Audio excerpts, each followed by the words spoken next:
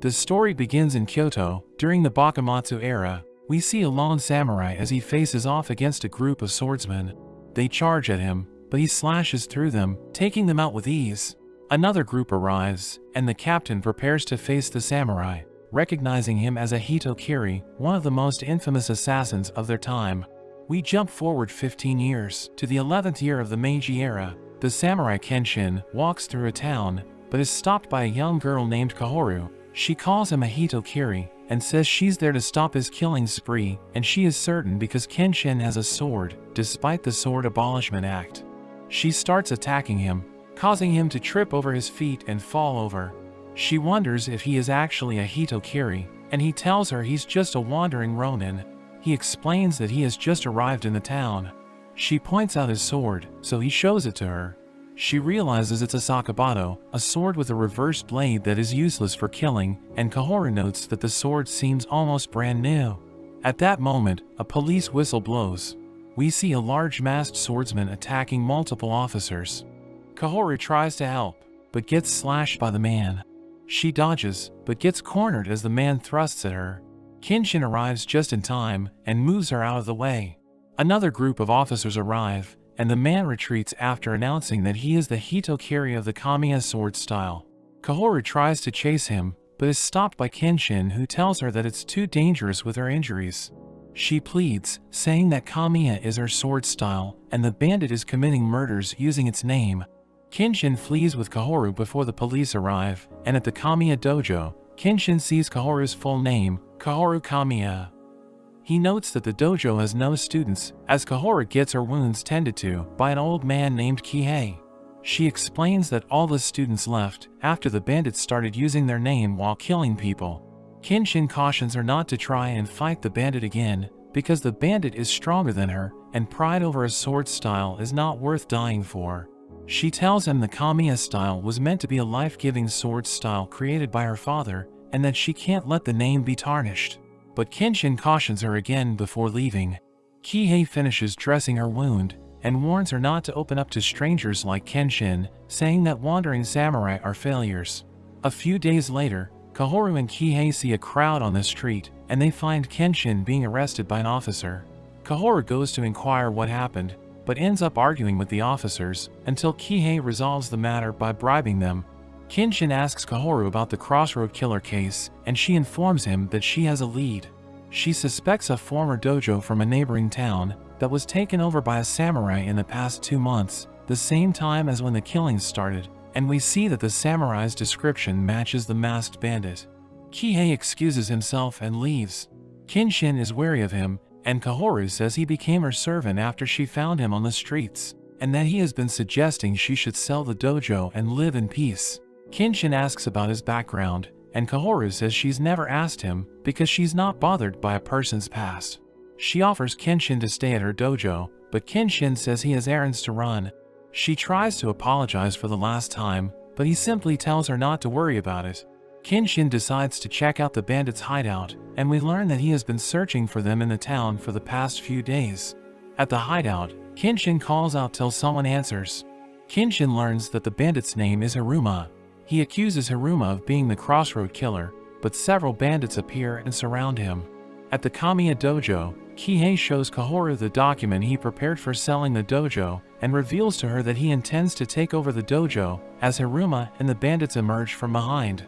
We learn that Hiruma is the younger brother of Kihei, and that Kihei had been trying to coerce her into selling. They had used the Hitokiri's reputation as a manslayer, and the Crossroad killings to tarnish the Kamiya sword style. Kihei tells Kahoru that he anticipated the property prices to increase because of a westernization policy, and didn't want a dojo to take up such prime real estate. Hiruma towers over Kahoru and mocks her. She swings her wooden sword at him, but he stops it with his hand, easily breaking it with a single swipe. He picks her up and Kihei acquires her bloody thumbprint as her signature. Suddenly, one of the bandits collapses at the door, revealing Kenshin behind him, and we see that he defeated everyone at the other dojo. Hiruma asks him if he also believed in a life-giving sword like Kahoru, but Kenshin tells him that he doesn't, and that swords are only weapons for murder. However, he says that he prefers her ideals over the truth. Hiruma is irritated, and orders his men to kill Kenshin. Kenshin calmly readies himself and gives the bandits a chance to leave. They attack, and Kenshin unsheathes his sword, blowing away multiple bandits with a single strike. Kihei is shocked, and Kahoru is amazed by Kenshin's speed, while Haruma starts to get nervous. Kenshin defeats all the bandits, and we learn that the sword style of the Hitokiri was not Kamiya, but an ancient sword style called Hiten Mitsurugi, a lethal and fast sword style made for fighting multiple opponents, and we find out that Kenshin is a real Hitokiri. Haruma unsheathes his sword and prepares to fight Kenshin. He accuses Kenshin of holding back, but Kenshin tells him he doesn't like to get violent. Haruma charges at Kenshin, but Kenshin is too fast. He vanishes from in front of him, reappearing above him, and with a single powerful swing, he defeats Haruma. Kenshin turns to Kihei, threatening him with his sword. Kihei falls to the floor, wetting himself, and Kenshin rips up the contract, apologizing to Kahoru for hiding the truth. He begins to leave, but Kahoru stops him, asking him to help with the dojo. She reminds him that she doesn't care about people's past, but Kenshin tells her that having a real Hitokiri around is not a good idea. She eventually gives up, but Kenshin changes his mind and decides to stay at the dojo for a while. Kahoru wonders how old he is, realizing that if Kenshin was a warrior in the Bakumatsu era he would be over 30, and she is in disbelief because he looks so young. After a week, Kahoru is frustrated because the Crossroad Killer case has been resolved, but still none of her students have returned. She goes to find Kenshin, who is outside washing clothes. She inquires about his age again, saying he couldn't possibly be 28, and he wonders if she would rather he was over 30, which bothers Kahoru. Kenshin and Kahoru walk through the town, as he assures her that her students will return eventually. She is upset that Kenshin wouldn't practice with her, so she has to go to an acquaintance's dojo to practice. At that moment, a boy bumps into Kenshin, and Kahoru seizes him immediately, telling Kenshin that the boy is a pickpocket. She recovers his wallet from the boy, who asks her to let him go.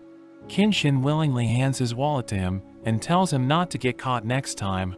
The boy is infuriated by Kenshin taking pity on him, so he throws the wallet back at him. The boy reveals that his name is Yahiko, claiming he was only playing a prank, and Kenshin recognizes his courage, so he apologizes for underestimating him. The boy runs off, and they walk through the town, as Kahoru wonders why Kenshin spends his time as a ronin. We learn that most imperialists have taken up positions in the Meiji government, and were abusing their power.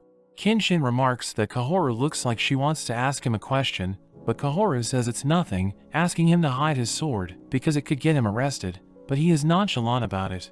Kahoru tells Kenshin to do some shopping while she heads to her practice, and just as Kenshin leaves, a fancy carriage stops next to Kahoru, as a general asks for directions to the police station.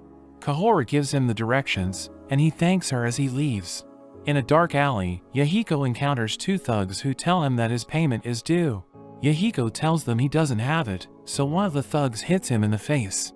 He steps on Yahiko and threatens him to have his money by tomorrow. While Kahoru is on her way to practice, she notices a commotion, and a man informs her that the police have arrested someone. We see officers surrounding Kenshin as Yahiko joins the crowd.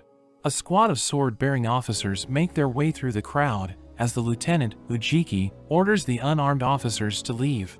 Their captain is reluctant, telling him that Kenshin isn't resisting arrest, but Ujiki hits him.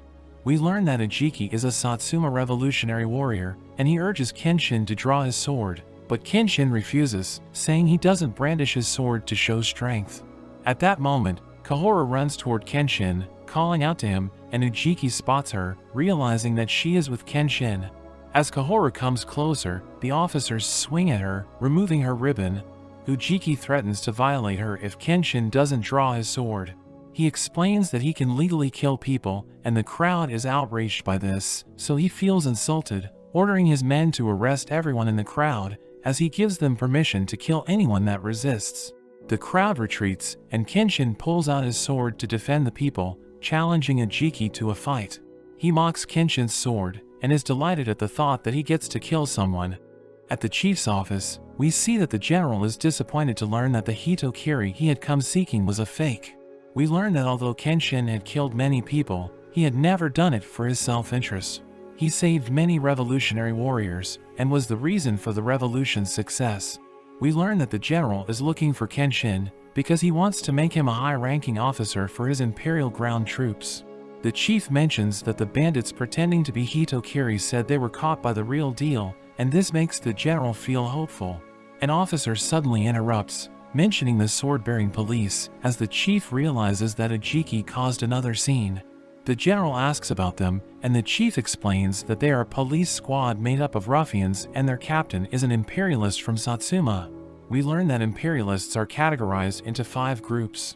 From them, Satsuma and Shoshu are the 2 great factions of the Meiji government, with Satsuma having authority in the police and Shoshu in the military. The chief asks the officer what happened, and the officer informs them that Ajiki has been defeated by a lone swordsman. The officer begins to describe Kenshin, and the general is immediately alerted as he recognizes him. Back on the street, several officers lay defeated on the ground as the remaining officers charge at Kenshin, but Kenshin swiftly deals with them until only Ajiki remains. Kenshin gives Ajiki an opportunity to apologize, but Ajiki decides to attack instead. As Ajiki lifts his sword to strike, Kahora recognizes the stance as a deadly sword style called Jigen Ryu. Ajiki brings his sword down, but Kenshin evades easily, launching into the air behind him and landing the finishing blow.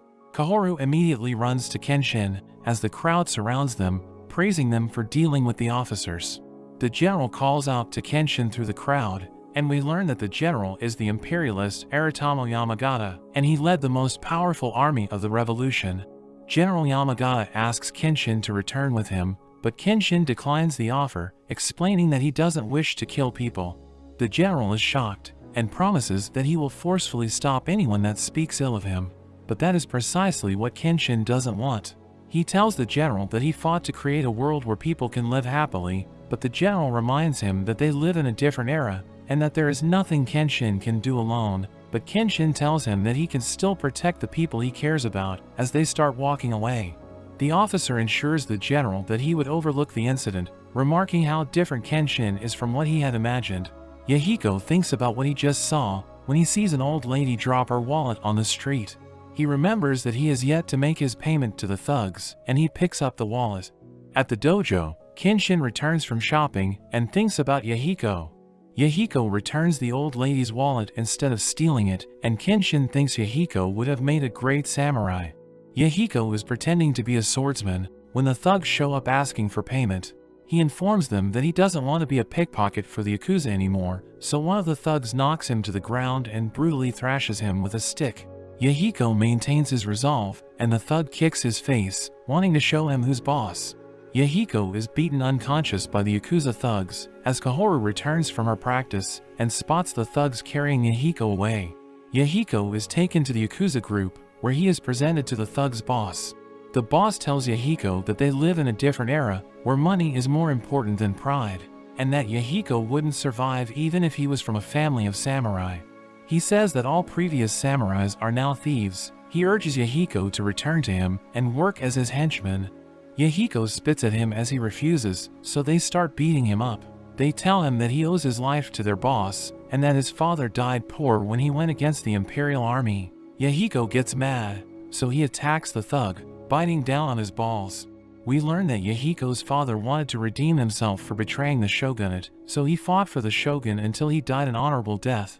Yahiko says he cannot allow anyone to disparage his parents like that, and the thug recovers, unsheathing his sword as he prepares to kill Yahiko. Kenshin suddenly bursts through the door, kicking the thug away. The thugs see Kenshin, so they call for backup, but Kenshin informs them that it's useless, because he has already defeated all the guards outside.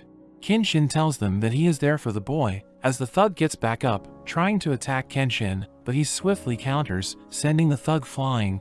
Kenshin addresses the boss, asking him to let Yahiko go, as he threatens to defeat all of his henchmen. The boss becomes fearful, so he agrees to this, and Kenshin turns to Yahiko to take him away, but Yahiko refuses, saying he could have dealt with the thugs on his own. Kenshin apologizes for underestimating him once again, saying he needs to have his wounds treated, so Kenshin lifts him up. One of the henchmen thinks about attacking Kenshin, but the boss stops him, and tells them that Kenshin has the eyes of a Hitokiri. Yahiko is frustrated that he wasn't strong enough to fight for himself, to protect the honor of his father, wanting to become stronger. Kenshin brings Yahiko to the dojo, where they see Kahoru waiting for them. Kahoru is worried, saying they need to go see a doctor. Kenshin introduces Kahoru and tells Yahiko that she will be his teacher, shocking both of them. Kenshin assures Yahiko that he can be strong, but Kahoru and Yahiko can't seem to get along. In the dojo, Kahoru tries to teach Yahiko how to hold a sword, but he slaps it away, so they get into a heated argument. Kahoru complains to Kenshin, who tells her to be patient. The next day, Kahoru is excited to see several people arrive at the dojo wanting to join. She figures it must be because they heard about the sword-bearing police getting defeated, but Kenshin is concerned, so he tells the people that the sword style they saw him use against the sword-bearing police will not be taught at the dojo. Hearing that, all of the students leave, and this makes Kahoru upset, but Kenshin tells her that students who join out of curiosity wouldn't even last 6 months. Yahiko arrives and says that he can't get stronger while dealing with Kahoru, asking Kenshin to teach him his sword style. Kenshin refuses, telling him he has no intentions of passing along his sword style. After some time, Kahoru is looking for Yahiko, who is sitting on the roof. She complains to herself about Yahiko, but he overhears her, so he throws his shoe at her, telling her that he never really agreed to be a student at the dojo. Yahiko jumps down, and he asks Kahoru why none of her students returned, but he stops himself when he sees that Kahoru feels hurt by what he said. At that moment, there is a call for Kahoru, and they find 2 men wounded at the door. Kahoru recognizes them as former students, Hira and Sato. 2 gang members arrive, and Kahoru faces off with them. They charge at her, but she swiftly outmaneuvers and defeats them, impressing Yahiko. The 2 explain that they came across a group of drunks who were causing trouble and held them down, so their buddies started chasing after them. Several gang members gather outside the dojo, and Kahoru takes everyone inside to hide them. We learn from the gang leader, Hachisuka, that these were members of the Hishimanji gang. Kahoru recalls that the gang is even more tenacious than the Yakuza, and we learn Kenshin is not at the dojo because Kahoru sent him out shopping. Yahiko blames Hira and Sato for the situation, accusing them of lying. From the smell of alcohol on them, Yahiko figures that they were the ones drinking and causing trouble. He guesses that they must have picked a fight with the Hishimanji gang, and they confirm that to be true. At that moment, the wall is suddenly destroyed. We see that the gang possesses a wooden cannon, which was used in the Bakumatsu era. Hachisuka tells them that they want revenge for his friend's broken arm, and Kahoru is shocked to learn that her former students used their swords against someone. Yahiko is disgusted that they returned to the dojo to seek refuge, after abandoning it during the Crossroad killing case. Another cannon blast is fired, and Yahiko offers up Hira and Sato to the gang, but Hachisuka demands that Kahoru also be punished for hiding them. Yahiko is against this, but Kahoru offers to take all of the punishment in exchange for their safety, explaining that she feels responsible for their actions. Hachisuka reaches out to grab Kahoru, when Yahiko runs up and kicks him away. Hachisuka threatens to kill Yahiko, but Kenshin suddenly returns to the dojo. Kenshin tells them to stop acting out of stupidity, and a gang member informs his boss that Kenshin was the one who crushed the sword-bearing police. They fire the cannon at Kenshin, but he quickly slices the cannonball in half, leaving them speechless. Hachisuka orders his men to retreat, and when Kenshin learns of what happened, he orders Hira and Sato to leave and never pick up a sword again. Kahoru is upset because she doesn't have any students, so Kenshin tries to comfort her. Yahiko enters the dojo, telling Kahoru that he will be her student, and together, they clean up the dojo. We see the gang getting beaten up by a man named Sanosuke. Hachisuka yields, and Sanosuke says they are too weak, calling their fight boring, as we learn that he is searching for a worthy opponent. Yahiko is practicing his sword skills out in the yard, as Kenshin chops wood. He is irritated by Kenshin being so close, saying that it breaks his rhythm. He continues to yell at Kenshin, when Kahoru shows up seemingly happy about something. She breaks up the argument, and tells them that their financial worries are over. She shows them her grandfather's old painting she found while cleaning, saying that her grandfather was a popular artist, and this painting is worth a lot of money, so she decides to treat them to a fancy restaurant. Sanosuke enjoys his meal at the restaurant, as he listens in on some activists arguing over politics in a booth nearby. Kenshin and his friends arrive at the restaurant, and the waitress mistakes Kenshin as Kahoru's boyfriend, causing her to be flustered. The 3 sit down and watch the drunken activists argue heatedly. They order their food, when suddenly, a flying cup hits Kenshin's head. The activists had thrown it during their argument, so Yahiko confronts them, asking them to apologize. The situation escalates, so the waitress tries to intervene, but she ends up getting hit. Sanosuke catches her, saying that democratic rights are supposed to help the weak, and calls out the activists for being hypocrites and bullies. They challenge him to a fight, and they go outside the restaurant, where a crowd gathers to watch. One of the activists attacks first, revealing a small metal weapon hidden in his palm, called a suntetsu. However, Sanosuke is unfazed by the blow, and we see that the suntetsu has pierced the activist's own hand instead. He pulls it out and decides to attack again, as Sanosuke tells him he will only use a single finger to defeat him. He charges at Sanosuke, who simply flicks him away, sending him flying back with force. The other activists pull out a sword, at which point Kenshin threatens to get involved, telling them to correct themselves before trying to correct the government. After the activists leave, Sanosuke asks Kenshin about his head, revealing that Kenshin didn't dodge the cup on purpose to protect Kahoru from getting struck. He challenges Kenshin to a fight, but he promptly declines. As Sanosuke leaves, they see the word bad written on his back, and they become confused, wondering if he's a good guy or a bad guy. We see Sanosuke being hired by the Hiruma brothers, who have escaped from prison. They want him to defeat Kenshin, and Sanosuke asks if Kenshin is strong, since he is seeking a worthy fight. Hiruma tells him that Kenshin defeated him with a single blow, but Sanosuke isn't impressed by this, so Kihei tells him that Kenshin is actually the fabled Hitokiri, exciting Sanosuke, who thinks he might finally get to use his secret weapon. At the hideout, Hiruma impersonates Sanosuke, mocking him because it has been 2 weeks since he disappeared after agreeing to beat Kenshin. They think he ran away, but Sanosuke returns, telling them that he was busy fighting, as we learn that Sanosuke is popular in the underground society of Tokyo as Zanza, a fighter for hire. At the dojo, Kenshin prepares as he senses Sanosuke's arrival. They find Sanosuke, who tells them he is here to fight as a hired fighter. He's excited to fight an imperialist, and we learn that Sanosuke had been collecting information on Kenshin.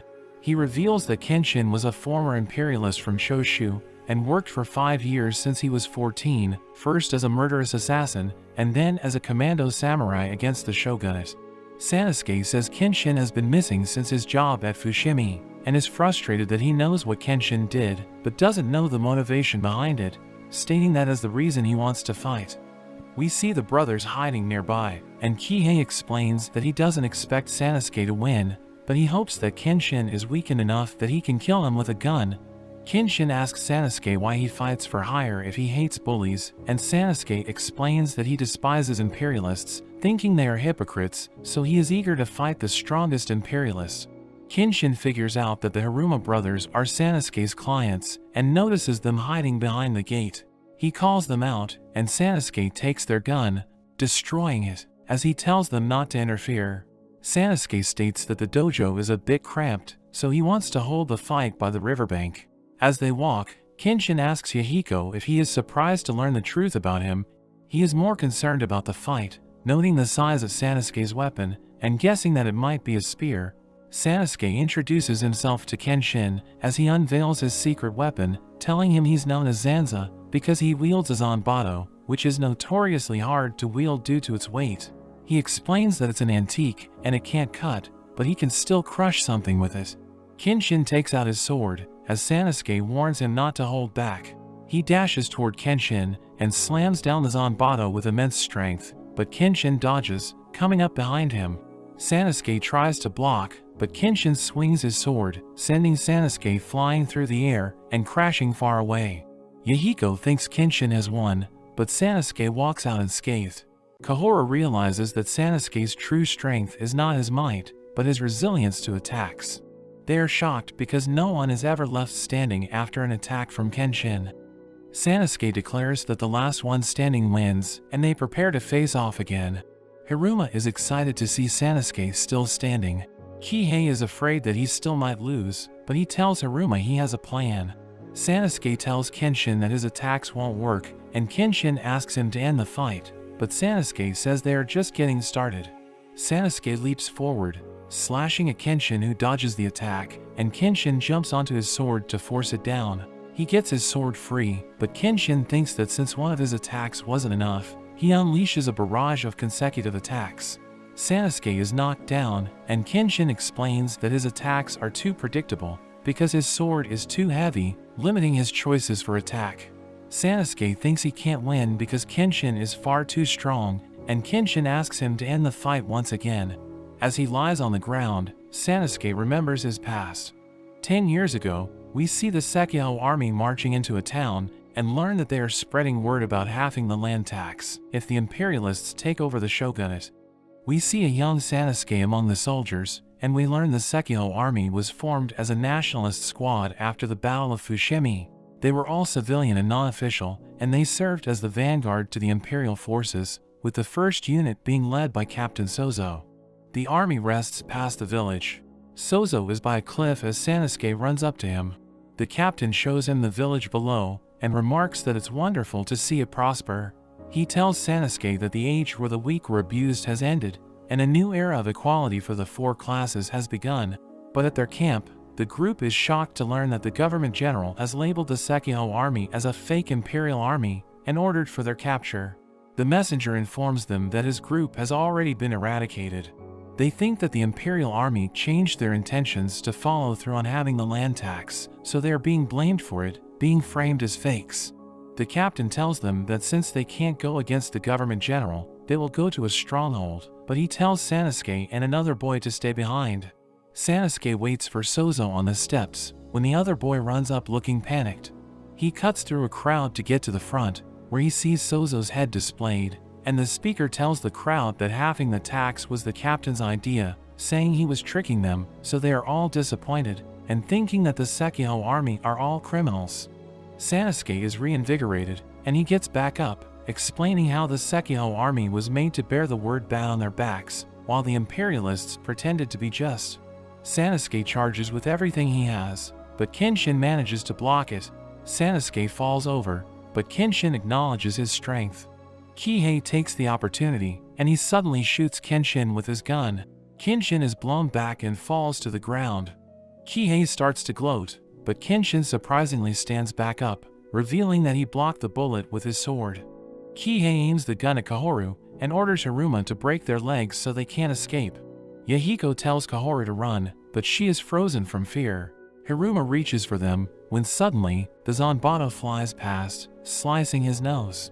Sanosuke warns them to not interfere, and he is still determined to win. We see Kihei has another gun, but Kenshin is too fast, and lands a barrage of attacks on him. Kenshin thinks that the revolutionary warriors should be the ones who were the word bad. Sanosuke retrieves his sword and returns to continue fighting Kenshin, who thinks it's time to settle things. Sanosuke raises his sword, spinning it aggressively over his head, and Kahoru explains he's adding centripetal force from the spin to his strength. Sanosuke explains he got stronger by fighting in the streets all the time for 10 years. He wishes to defeat the strongest imperialist, but Kenshin tells him that won't happen. He attacks and their swords clash, but we see that Kenshin has cut the Zanbato in half. Sanosuke is stunned and Kenshin jumps up, bringing his sword down on Sanosuke with tremendous force. Sanosuke reels back, but he still stands. Kenshin is concerned and says he's going to find a doctor, but Sanosuke tells him he's not done, screaming that he can't lose to an imperialist even if it kills him.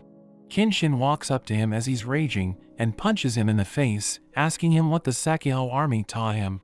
Sanosuke tells him that the imperialists fought for equality, but became greedy and abused their power. Kahoru defends Kenshin, saying that he doesn't care about a post in the government, and he is a Ronin that protects people. Kenshin explains that although the revolution ended 10 years ago, the weak are still being oppressed, so he is trying to help people with his sword no matter how long it takes, and we learn that Kenshin believes this to be his atonement for his past as a Hitokiri. Sanosuke is reminded of Captain Sozo, and feels Kenshin is similar to him, but he collapses to the ground, finally admitting defeat. We learn that it would take 3 months for Sanosuke to heal from his injuries, but Kenshin says that he couldn't hold back because Sanosuke was strong. Kahoru and Yahiko reassure him that he's not like the other imperialists, and hope that Sanosuke also understands. Kahoru suggests going for some hot pot at the restaurant, when suddenly a man is thrown through the front door, and we see it's the activist again. The three are surprised to see Sanosuke is already walking around, and he boasts about his ability to take hits, but when they poke at him, they see he is just bluffing. Kenshin asks him if he will remove the word on his back, but he says he can't forget his past, and he tells Kenshin he will be watching him to see if he is really different from the other imperialists. He adds that he's no longer Zanza, since his sword was destroyed, so he has stopped being a fighter for hire. As he leaves, Kenshin thinks he's an interesting guy, but the waitress rushes out, telling them Sanosuke didn't pay his bill again. But that's where this video ends. Let me know in the comments if you would like to see more of this series. Thanks for watching, and I'll see you next time.